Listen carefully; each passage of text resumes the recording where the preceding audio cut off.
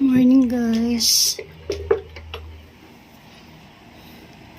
Ayun guys.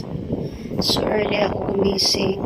Then went to my small garden na may tanim na eggplants and then okra. So I harvested like, how many is that? 5.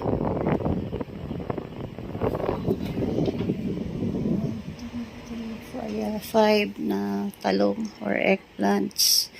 So, pwede ko siyang ihalo ulit. Either sinigang or pakbet. Ayun. So, thank you Lord for this wonderful day and for the blessings.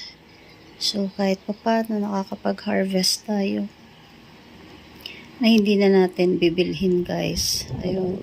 So far, yun lang muna guys. Alright, so have a wonderful day. And today is Saturday. Have a blessed Saturday guys. Bye-bye.